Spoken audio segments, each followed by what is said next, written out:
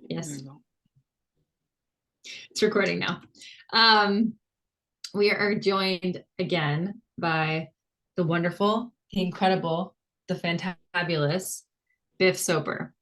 And Bif has made a request that to set the stage for this evening, I play a song. And Bif wants to give a little explanation of the song.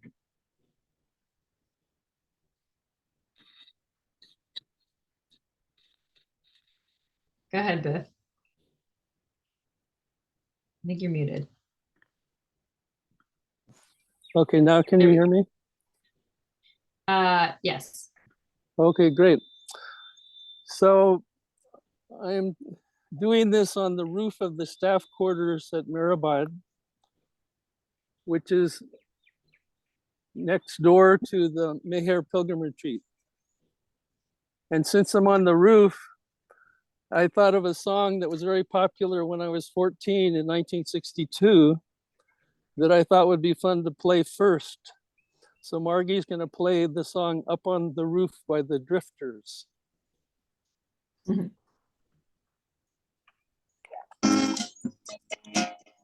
Up on the roof, when this whole world starts getting me down and people are just too much for me to face. Up on the roof, I climb way up to the top of the stairs and all my cares just drift right into space. Up on the roof, on the roof is peaceful and can be. And there's a world below. You on music? Let me tell you now, when I come home feeling tired and weak, I go up where the air is fresh and sweet. I get away from the hustling crowd and all that rat race noise down in the street. The only place I go where you just have to wish to make it so. Go up on the roof, up on the roof.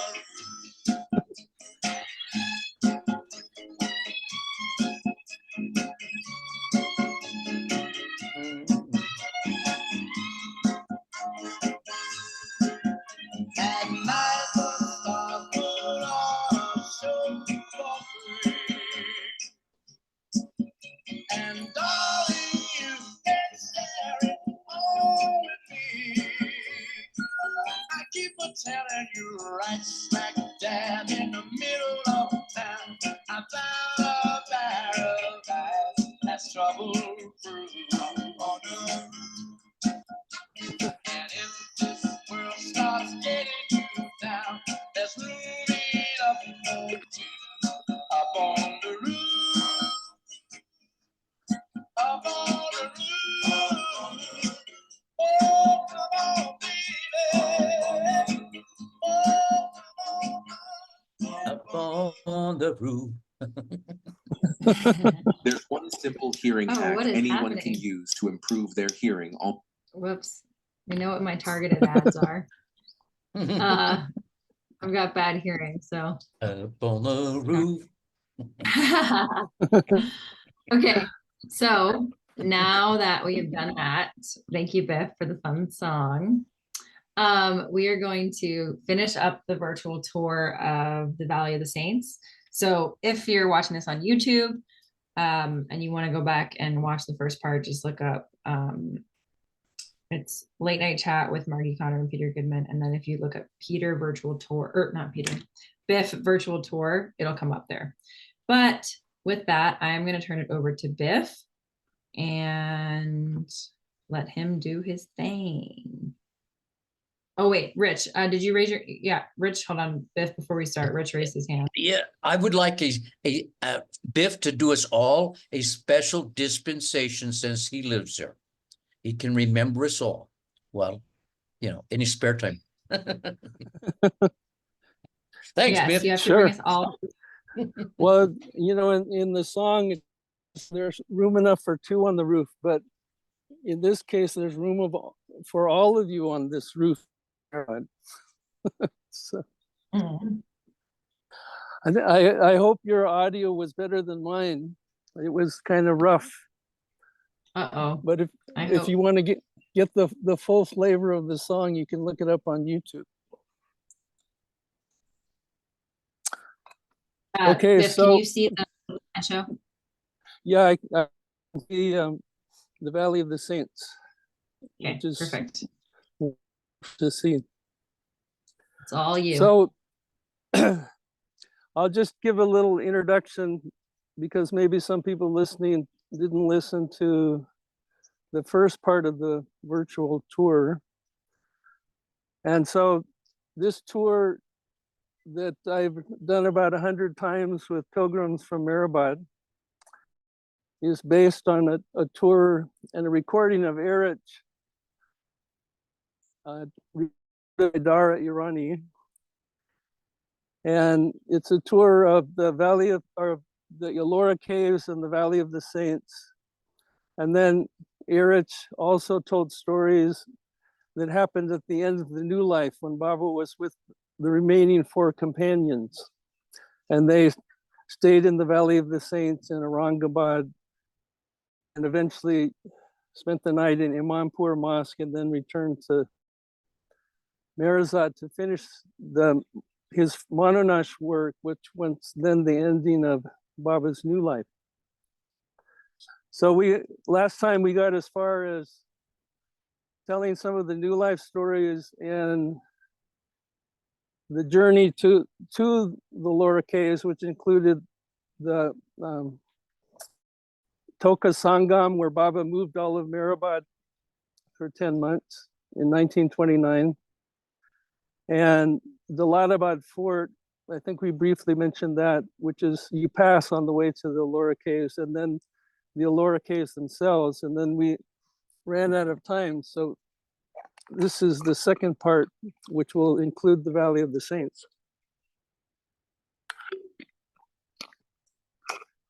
And just to locate the Valley of the Saints, if you've ever been to the Ellora Caves, all 34 of the caves were excavated and carved out of a hillside of solid basalt rock between the years around 600 to 1100 AD.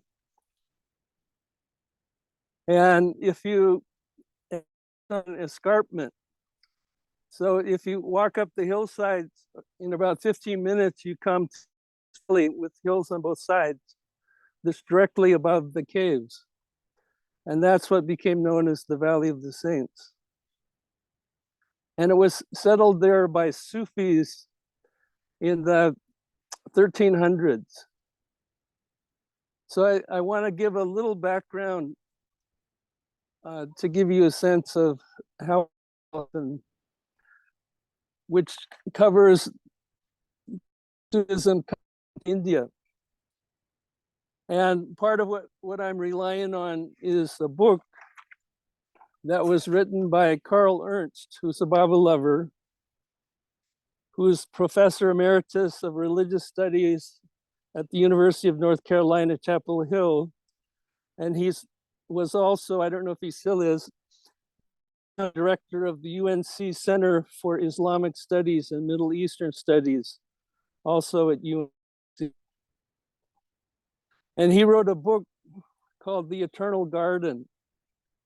And it's all about Kuldabad and the Sufis that inhabited Kuldabad in the Valley of the Saints. The full title of the book is called The Eternal Garden, Mysticism, History, and Politics at a South Asian Sufi by Carl Ernst.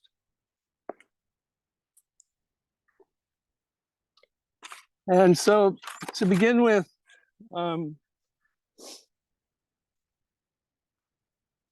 in the early 1200s, Moinuddin Chisti, who was a Persian, settled in Ajmer. And he was a perfect master. In the Islamic world, masters are referred to as kutubs. So he was a kutub. And in his way of practicing their path, he allowed music as a devotional practice, which was not always allowed in other practices. And in the Sufi tradition, Carl writes, Sufi order is said to have an unspiritual of transmitted knowledge that goes back to Muhammad through his companion Ali. And then in the late 13th century and early 14th century, there was another perfect master named Nizamuddin. And they're all in this Chishti lineage that goes back to Ali. And he's a very inspiring leader. And there's a nice description of what he stressed in his practice of Sufism. So I'm going to read that also. He stressed love as a means of realizing God. For him, love of God implied a love of humanity. His vision was marked by a highly evolved sense of religious pluralism and kindness. His influence on the Muslims of Delhi was such that a paradigm shift was effected in their outlook towards worldly matters. People began to be inclined towards mysticism and prayers and remained aloof from the world. And one of the Sufis was connected with him, became known as Zarzari Zarbakhsh. And Nizamuddin sent Zarzari to the Deccan with 700 disciples at the beginning of the 14th century. And he lived in what's now we refer to as the Valley of the Saints. And his dargah is there. And his tomb inside the dargah houses his body. And then there's a second soul that's buried there that Eretz referred to as his spiritual companion. And apparently that soul is the soul that became eventually 400 or 500 years became Sai Baba of Shirdi. But that story I've already told in the first recording that we did. And so if you want to hear the complete story, go back to that recording that was put on YouTube.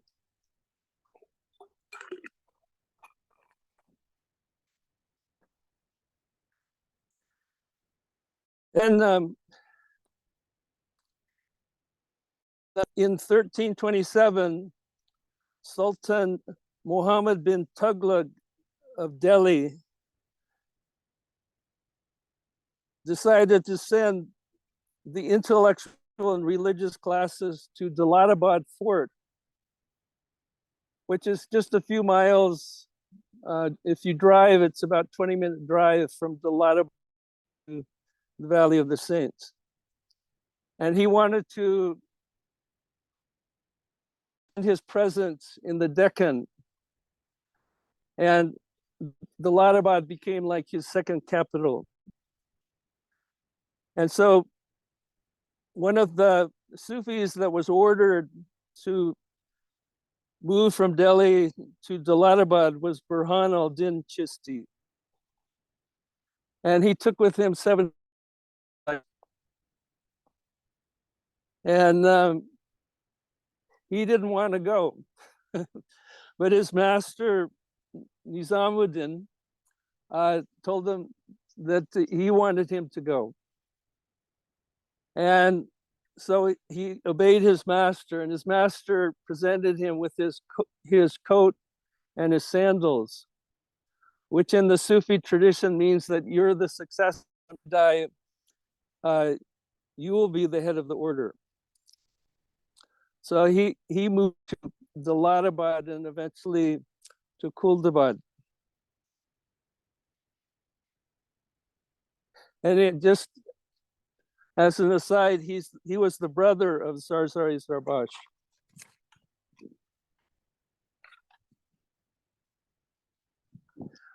So this place where the Sufis settled was originally called Raza, R-A-W-A, which means sacred garden.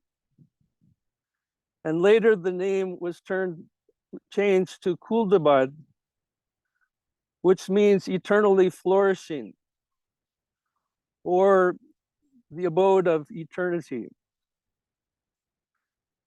And you can think of Mehrabad. So Mehrabad, Meher is flourishing. And talks about Sufi saints and their places of burial. And he writes, Sufi saints are regarded as being admitted to the divine presence. Their earthly remains constitute for their followers a focus radiating the influence of heaven. So people had that knowledge. Many people were attracted to these saints and perfect masters when they were living and also after they had passed on. And today it's still a special, very special place in Sufism. And Eric said Baba really enjoyed the atmosphere of Kuldabad and the Valley of the Saints. And I think he wanted to share his enjoyment. So sometimes he would be the host of his disciples, including the Westerners. So Margi, if you can show the government guest house.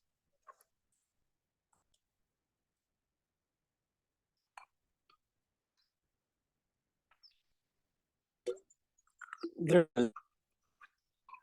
And this building was built by the Nizam of Hyderabad for the Viceroy of India.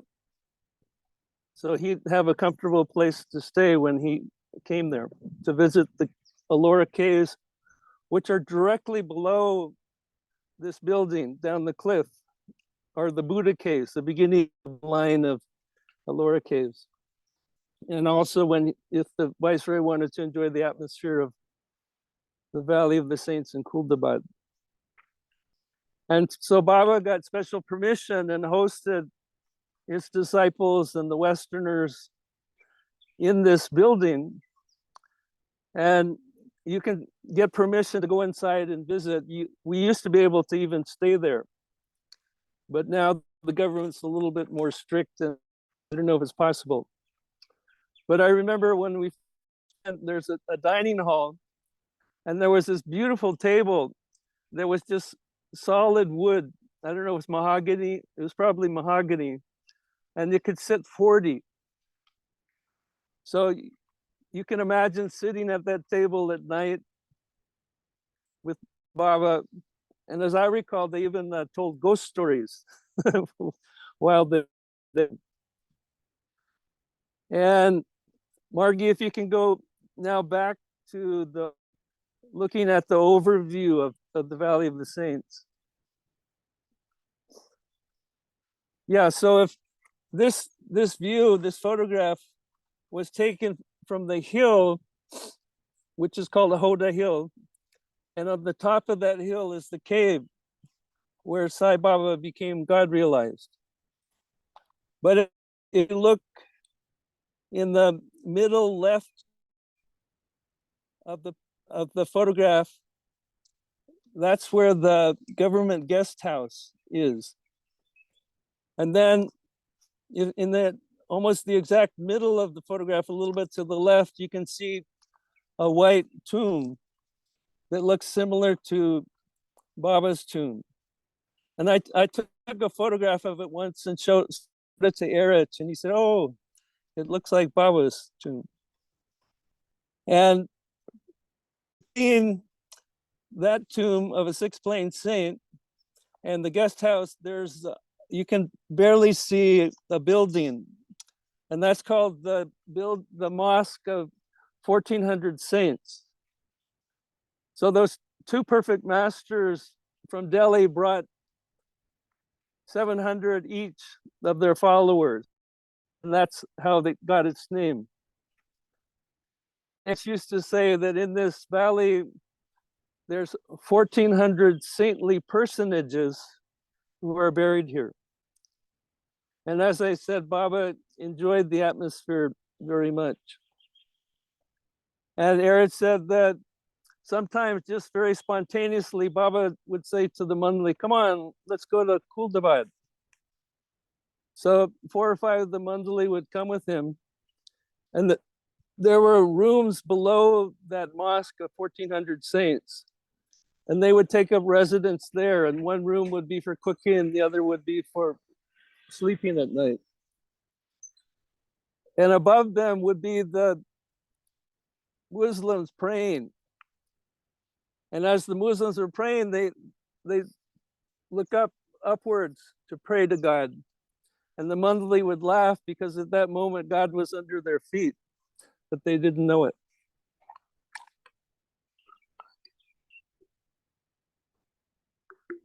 And Eric says that they would continue their daily routine there. So the newspaper and the world news would be read to Baba, and correspondence would be taken care of. And all those activities that they've been doing with Baba at Marazad would continue in the Valley of the Saints. And Baba loved this kind of music, called Qawwali music. And so Qawwali singers would be called from Pune, Bombay, Aurangabad, who would come in the evening, sing their Qawwali songs. And in Carl's book, he talks about Sama, which is part of the practice of the Chisti form of Sufism, which is listening to spiritual poetry.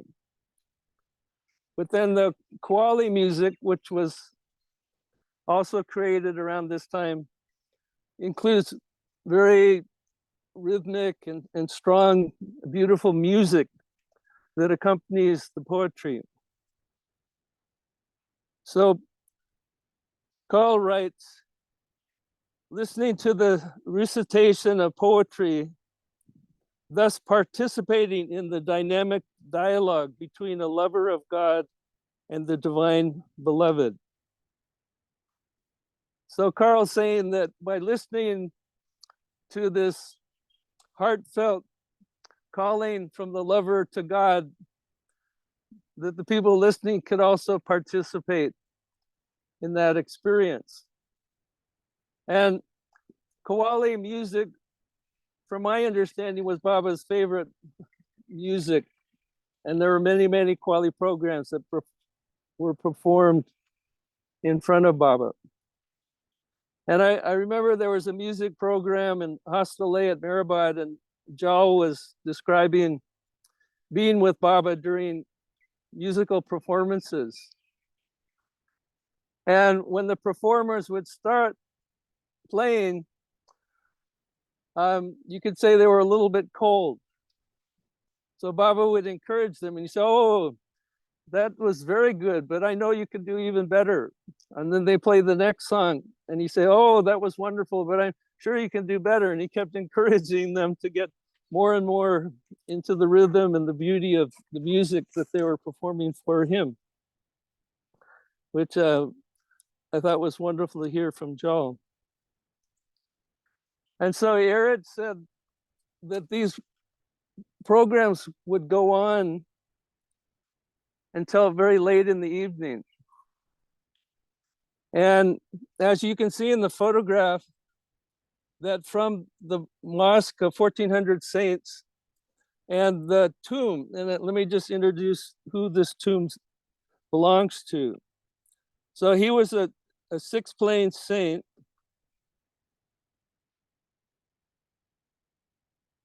and he's got a long name, so I wrote it down. Here it is.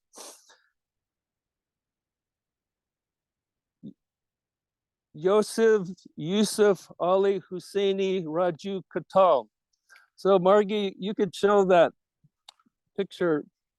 It's mislabeled. I gave Margi the incomplete and wrong name. So Biff, I have also, I have 2 pages. I have 2 pages of slides. So just let me know when you want me to go to this. The second page is the actual inside. So let me know when you want me to switch it. yeah, okay. So I'll just say it again since the title is incorrect. Yosef, no, Yashid Yosef Al Husseini Raju Katal is his complete name. And he was a six-plane saint. And he had a son who became a perfect master, whose name was Bandinavas. And Bandinavas's tomb is one of the biggest in India, in Gulbarga, in Karnataka state. And on that journey at the end of the new life, Baba with the 4 companions went there to his samadhi also, or his dargah of Bandinavas. So Eric says that after the Kuali program was over around midnight, Baba and his Mandali would walk through the field a short distance to this tomb that you're seeing here. And would enter inside, and Eretz was allowed to go inside with him. So Margi, you can show the next photographs of the inside.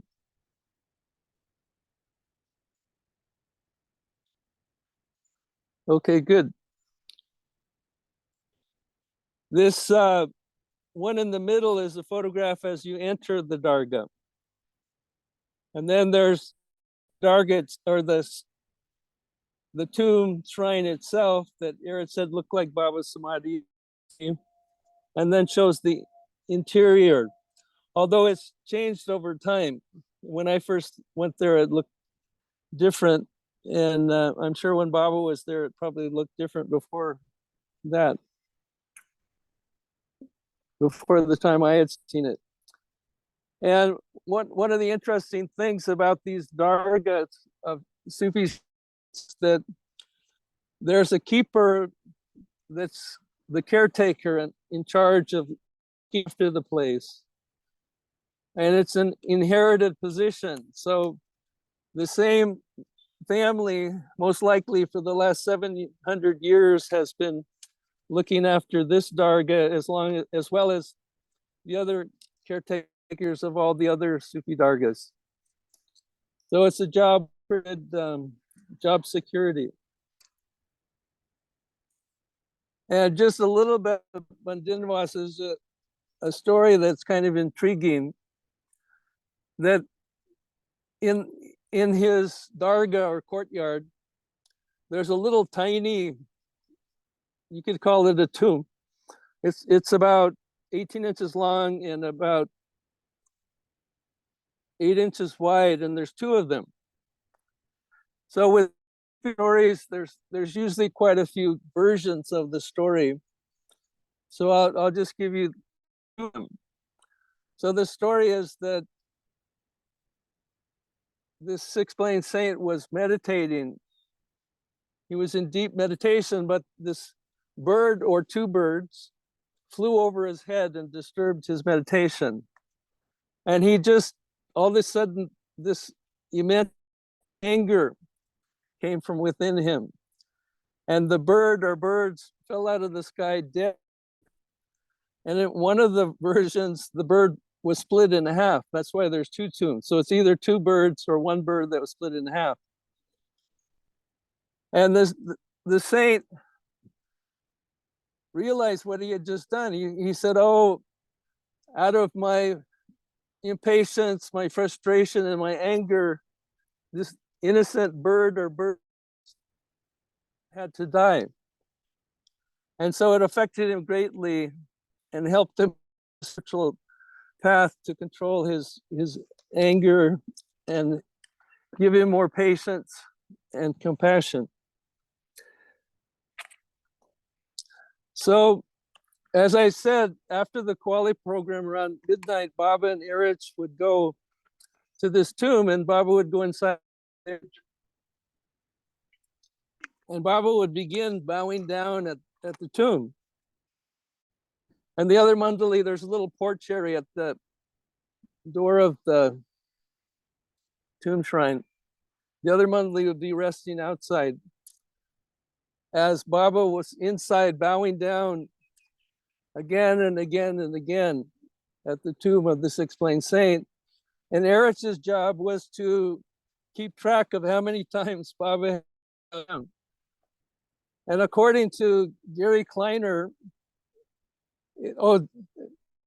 each time that Baba bowed 100 times, Erich would put one matchstick.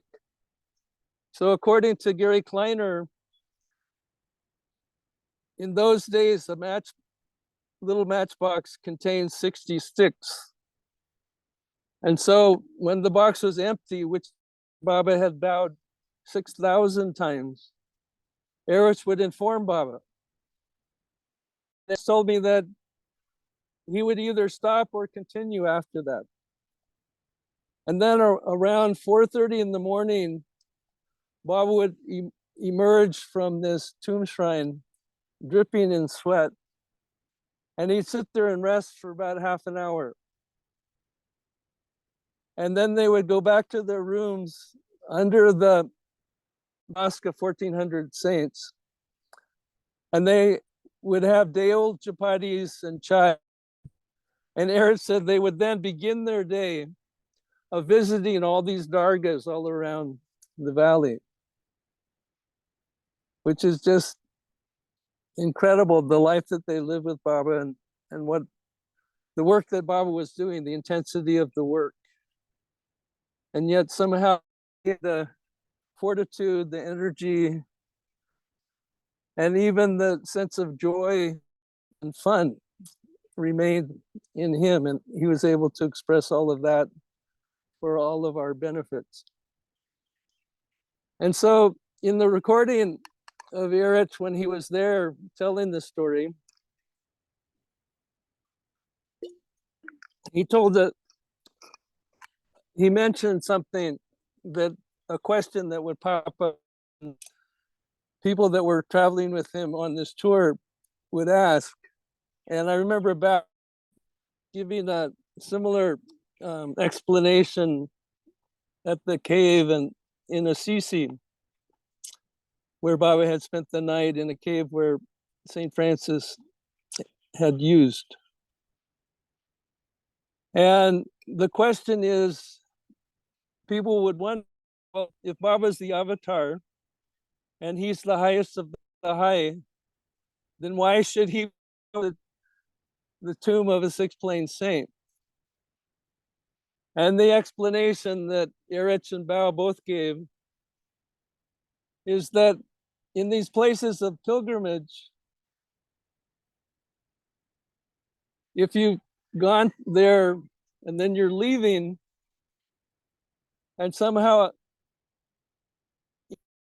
experience of your pilgrimage and you're leaving uplifted, you feel lighter, you feel as if a burden has been fallen from your shoulders. So in reality, that's what's happened, that some of your heavy sanskaras have been removed and left behind. But over the centuries, those heavy impressions will affect the atmosphere of the place. So Erich and Bao said that it's the duty of the avatar when he comes to go to those places and be the sweeper and to sweep clean the atmosphere and make it pristine so that it can function the way it's supposed to function. And then Erich, on the same recording, Erich told another story, significant and apropos. He was describing a darshan program. I pictured in Pune, but I don't know where it took place. And in the program, there was, many, many people coming before Baba, taking his darshan. And there was a beautiful, lovely atmosphere. And sometimes Baba would recognize old lovers, so he would have a little conversation with. So there was this one old lover that was standing before him, just having Baba's darshan. And Baba said, "Oh, I'm so happy to see you." And the lover replied, "Oh, I'm most happy to see you, Baba." But then Baba says, "But where's your wife? Why isn't she here? Give her my darshan." And plus, well, Baba couldn't come. She's not feeling well. And Baba acted surprised, and he said, "Oh, really? What's wrong with her?" And the man was a little bit flushed, and he said, "Well, Baba, she just isn't feeling well. She couldn't make it." And Baba wouldn't let it go, so he kept insisting, and the man tried to evade telling Baba what the problem was. But finally, Baba got out and as well, "Baba, she's having her period, and she doesn't feel worthy to stand before you." And Baba became irritated. And he said, "Who do you take me for? Do you think I'm a little puddle that can be polluted?" He says, he put out his arms. He says, "I am the infinite ocean, and absolutely nothing can pollute me. So go get her. I want to see her and give her my darshan." And I think Erich told this story at this place because even in Sufism, which I call the most liberal aspect of Islam, that they don't allow women to go inside the tomb shrines. And even inside the mosque, look from the outside in. And Erich told this story to tell there that in Baba's Samadhi, there's no restriction, and that anybody, anytime can go in his Samadhi and have his darshan.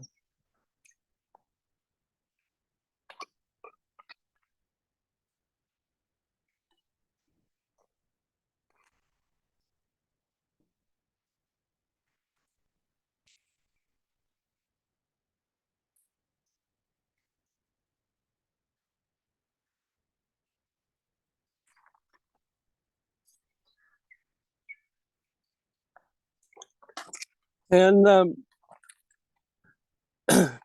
during that time that Baba was there, during the New Life,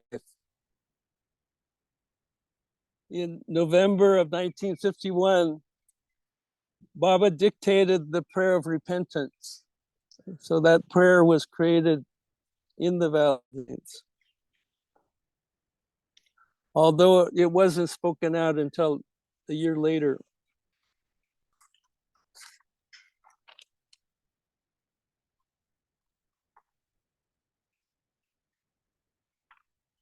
And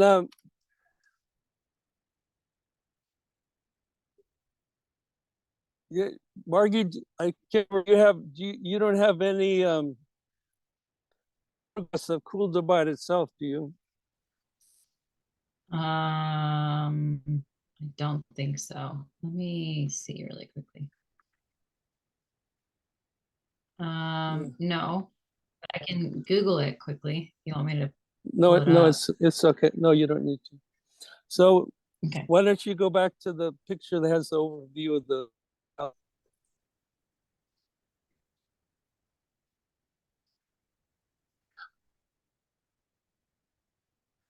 Okay, no, I just remembered a story. So you can go to the picture that has Zarbash Darga. Okay.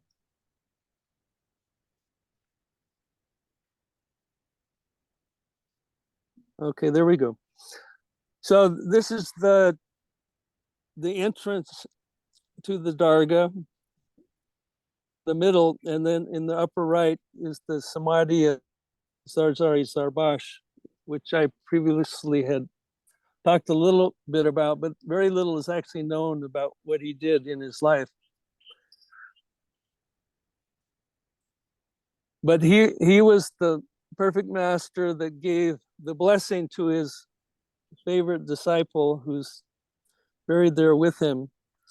And that blessing took fruition more than 500 years later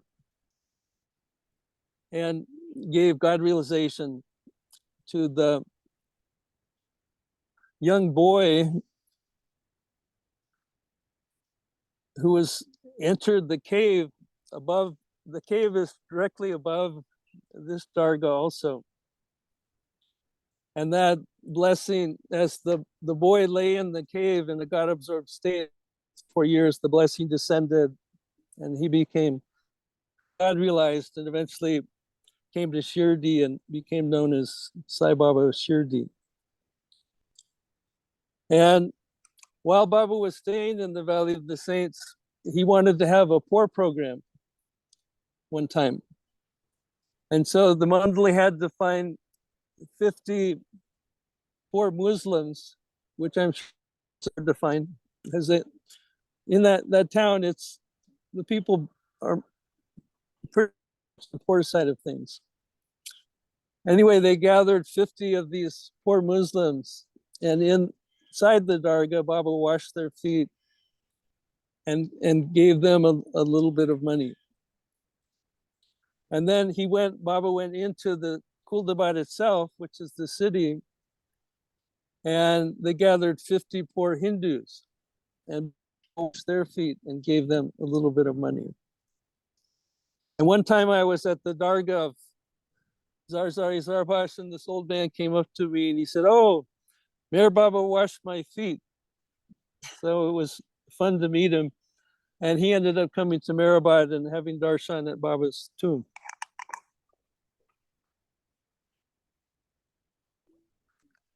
So we don't have a picture of it, but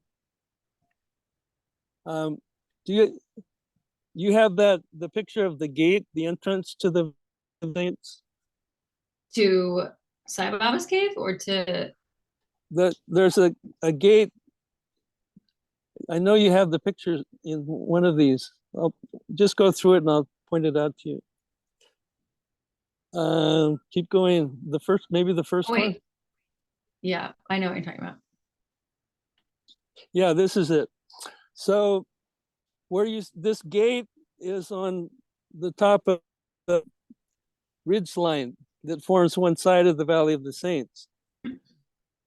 But if you go out the gate, right, this is a picture of someone as if we were driving in and going to the left down to the tomb of Zarzari Zarbash. But instead of driving up to this gate, which is on top of a hill, instead of turning left and going up the hill, you go right, you're immediately in the little town of Kuldabad. And I already told you the names that were given to it. And it was a medieval city and actually a walled city to give some protection. And they said that when it was designed, there were 7 gates that you could use to enter the city. And in downtown Kuldabad, there's two perfect masters across the street from each other. And one of them's name is Barhanuddin Chisti, and he was the one that was reluctantly came down to the Ladabad Fort and then moved to Kuldabad. And his tomb shrine is there in his Dargah. And across the street is his disciple that he passed on the coat and the sandals, I assume, to this other man that became a perfect master or kutub. And his name is Zainuddin Chisti. Even these days, they have special celebrations on the Urs, which is the death anniversary. They also, instead of calling it the death anniversary, they call it the marriage of that soul with God. And it's a big celebration. And they bring out in the Burhanuddin Dargah, they bring out some hairs from the beard of Muhammad that have been preserved. So Baba lovers, take note if you happen to have some of Baba's hair, that there's a few hairs remaining from the beard of Muhammad. I know up in Srinagar, they have one also, and thousands of people come out to see it when it's revealed. And then across the street in downtown Kuldabad, where the other Kutub's Dargah is, they have the coat. And they claim it's the coat that belonged to Muhammad and was given in this lineage of Chistis. So it was given by Ali. And I actually was shown the lineage, and there were like 26 different, I assume they were all perfect masters that received this coat that belonged to Muhammad.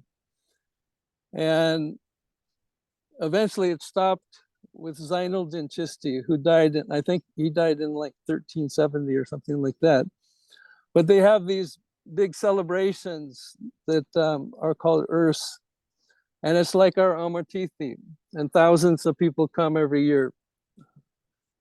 And if I have Margi's permission, there's a little story I can tell about that. It's kind of fun. Yeah, please. So you know that here at Mehrabad in the museum, there's Baba's Kamali coat that Baba wore for years, and he wouldn't take it off, so it would be torn and repaired, and so many patches. And when the Prem Ashram boys were intoxicated with love for God, they would even eat some of the threads, I heard, from the coat. And Baba said, this coat is very special and it should never leave India. So it has some spiritual significance.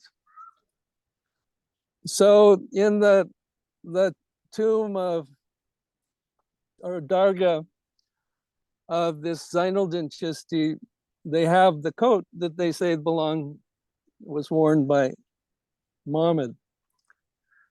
And Mehru heard about it. And Mehru was very involved with the archives and the preservation of Baba's things. So it was one day, because when I first came to live here, and I have a background in horticulture and gardening, so I was doing that at Mehrabad, but within a few days I was with Mehru, and she said, I want you to come to Merzad at least once a week, and which was a great privilege. And I always describe it as my greatest horticultural experiences to work in Maris Garden. So even today, I do it once a week and work in Maris Garden. So I was there working, and Mehru came up to me and she said, I want you to go to Kuldabad and take a photograph of Muhammad's coat. And I thought, well, okay, it sounds like a challenge. And so it happened that James Cox, who's a longtime Baba lover, and I think he helped the financial situation so that the first pilgrim center could be built at Mehrabad. And so he loves Kuldabad and especially Qawwali music. So he invited me and a few other Baba lovers to go to a Sufi Qawwali program in the Dargah of that six-blamed saint. And so we had the experience of listening to this intensive, beautiful music late into the night. And then we spent the night in the government guest house that you looked at earlier. And then I suggested, let's go to the Dargah of Zainul Chisti and ask them about the coat, because they're the keepers of Mama's coat. So we went there and I was videotaping, and they said, yes, we have the coat. And they talked about how it was stored and how they took care of it. And I recorded all of that. And then I said, oh, can you bring up the coat so we can photograph it? And they said, no, that's not allowed. And they said, even if we brought it out, and this is according to their thinking, they said, even if we brought it out, it's a divine coat. You know, it was given by Muhammad from heaven to Ali, and so it wouldn't even turn into a photograph because it's a divine coat. And so they refused. And I think it was the next week was the Urs. And so I went there to make another attempt. And I stayed in a nice place called Hotel Kailash in Alora. And then early in the morning, I went to Kuldabad. And there's already a line down the street, because this is the time when they bring out the coat and people can look at it, but only men. And so there was this thousands of people, and I stood in line. And I was the only non-Muslim in line. And it just happened that America had just invaded Iraq. And so as I'm standing in line, people ask me, well, where are you from? And I say, well, I'm from USA. And the atmosphere is so sweet and wonderful that there was only one person when from USA, he kind of scowled and said, oh, that's not good. But otherwise, it was very peaceful and harmonious. And eventually we wound our way through the Dargah, and then they had the coat in a little glass box up on a pedestal, and it was all folded. So it was just folded cloth. You couldn't see actually what the coat looked like. And they had this habit. They told us that when they get a coat every year to air it, they sprinkle rose water on it. So I'm imagining that the coat was originally white, but now it was kind of a brown color, kind of Franciscan brown. But there was such a sweet atmosphere that when I went by the coat, and then I stood away from it where I could still see it, and I had my video camera with me. So I thought I would pretend and just take out the video camera and have my back to the coat. So I'm just videotaping the scene, the Dargah and the people waiting in line. And then I thought I'd just quickly turn, get a picture of the coat and go back, and nobody would notice. But my plan was foiled because this big young fellow jumped the line and stopped me. And he said, delete what you've taken, it's not allowed. And I hadn't gotten where I could take a picture of the coat. And I told him that, and then after that was settled, he became very friendly and told me all about the history of both of the Dargahs and all of that. And so then I also failed the second time to take a photograph of the coat. But some days after that, my shoulder was injured, and I don't know, many of you probably know that in front of the old pilgrim, Gary Kleiner had set up a volleyball court, and these intensive games of volleyball were played in Lower Mehrabad. And so I was sitting there watching, enjoying the game, and this short Indian woman was sitting next to me. And I heard that even though she was here, she really enjoyed Kuldabad and the quality music. And so I was talking to her about my attempts to take a photograph of the coat. And she said, "Oh, I took one. I have it." So I was amazed. And she told me the story that, she would go there during the Earth. And she bought a little, one of those disposable cameras.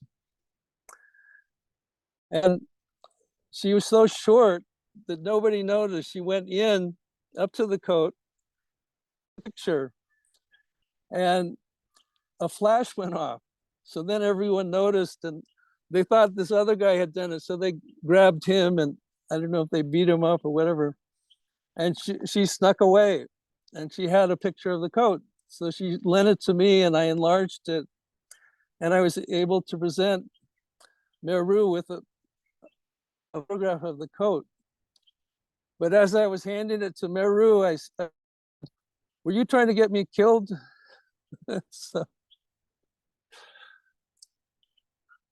So I think that concludes what I have to say about the Valley of the, oh, no, there's one more thing.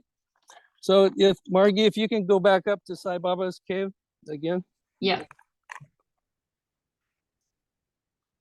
I have 2 sets of slides. This one's great. Why don't the other one, then we'll go back to this one. Okay.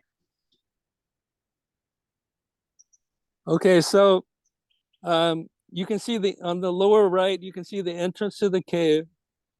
And in my estimation, it looks like it was naturally formed. There's like, when everything was volcanic lava, I imagine there was this bubble of gas that formed this cave. Now, I could be completely wrong, but I don't know. And then the other photograph shows that mound, which is where the cave is. And the structure to the left of it is called Allahabad told me it's called an Idgah. It's a place of prayer.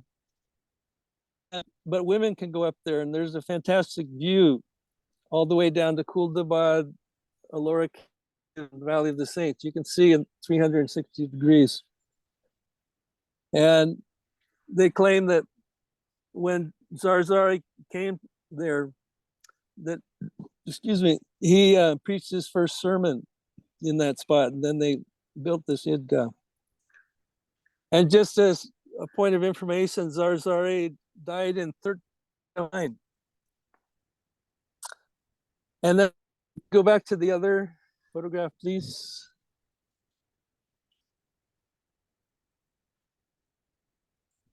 Yeah, this one. So the graded door is never locked, and anybody, man or woman, can go inside and enjoy the atmosphere inside the cave.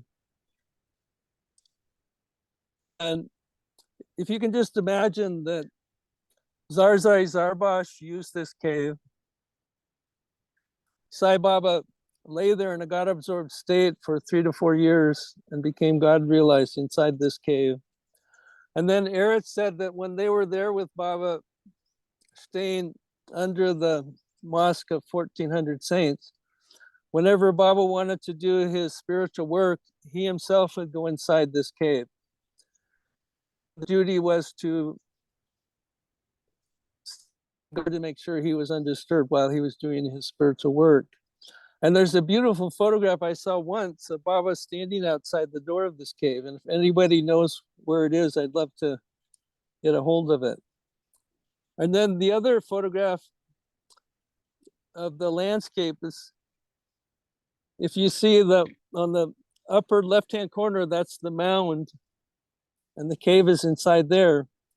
And then it's looking down, you can see part of the Valley of the Saints, and then the hillside that goes down to where the Buddhist caves are. And then that other tall hill, if you go which is on the upper right hand of the photograph. If you go to the base of that, that's the Jain caves. So where Sai Baba became God realized,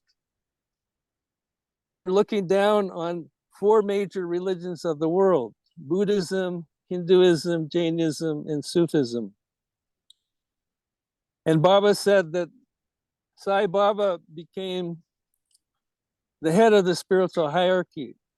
So I think it's so beautiful that in this actual world, it's physically represented here, because the highest point where Sai Baba became God realized is looking down upon those major religions in this beautiful place. And the mystery of it all is nobody knows why this particular spot was chosen by all these different groups. And Baba never revealed that. But it's certainly a special place. And when I give the tours, I always feel like the pinnacle of the tour is to spend time inside Sai Baba's cave. And the other thing that impresses me is that you have this cave that was used by 2 perfect masters in the Avatar. And it's just a small enclosure. And that's all they needed. You know, man thinks that he has to glorify God, he has to build these monuments and beautiful structures, you know, big cathedrals with murals and paintings that are 30 feet high, and marble pillars and marble floors, etc., etc. And yet the perfect masters in the Avatar are quite content in this very simple little enclosure. And to me, it just shows the beauty and simplicity of who Meher Baba is, and all of his spirit companions that also have beautiful lives that are instructive and help us on our way to him. So that's my conclusion for the Valley of the Saints. That's your tour. And grand finale. Da da da da. Is that Beethoven? No, it was not. I don't It think is. so. I don't. Is it? Thought Yeah. it was Bach. Oh, all right. Well, Beth, thank you so much for all of your time, and then especially for I really am excited for people to be able to watch this over and over and over again. Does anybody have any questions?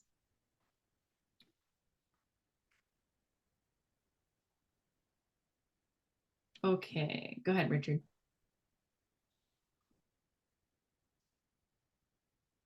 You're muted. You're muted. There.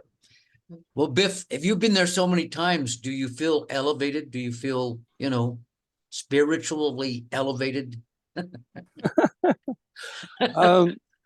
I would say just about every time I've been in Sai Baba's cave, it feels like a special blessing. But you know, we're here at Mehrabad under Meher Baba's spiritual training program that he established as part of the trust. And basically, he's in charge of all our accounts, spiritual, financial, whatever. And it's up to him. You know, he's here to give a spiritual push to the whole creation, including the rocks, the birds, the butterflies, the gorillas, and even us human beings. And so I take him at his word that he's helping each one of us. But that's his business. He's in charge of all the accounts, and counting sanskars and all that is up to him. I don't think about it, and I just try to be myself. And Baba says he wants us to be natural and not to inflate the ego, and not to get false notions that tie down. So he said, just love me and be yourself. And so that's my answer. I think it's a good one at that. Well, Biff, thank you so much. Oh, hold on. I got a message. There is a koala recording from a cave, and there's a YouTube link. So if somebody wants to listen to it, I mean, I could play it. Do you guys want to hear it?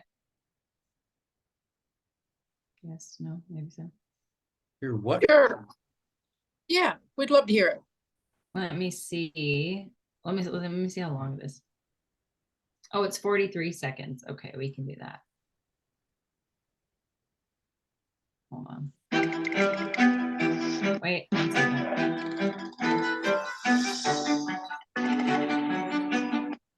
That is not the koala music. That is an ad. 1 second. Oh no, okay, it's 15 minutes, so I'll play just a little clip, and then you guys can take the link. Let me share my screen.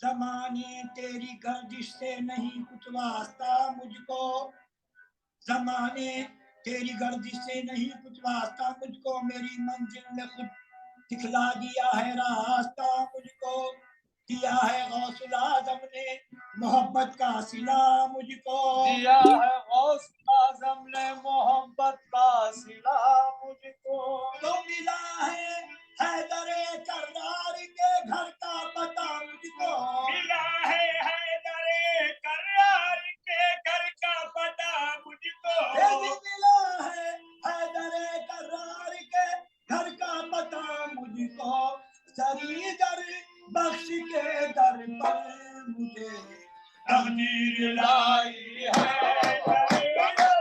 बख्श के दर पर मुझे तकदीर लाई है सरीगर बख्श के दर पर मुझे तकदीर लाई है सरीगर बख्श के दर पर मुझे.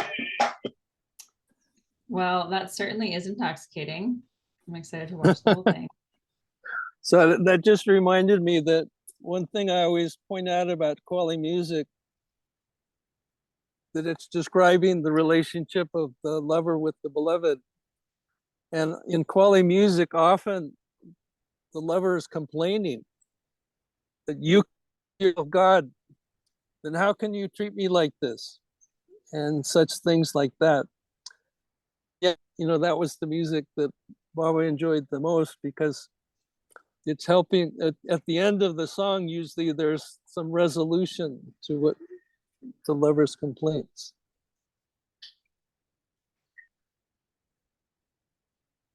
Yeah, that's great. I'm waiting for my resolution to my complaints. No, I'm just kidding.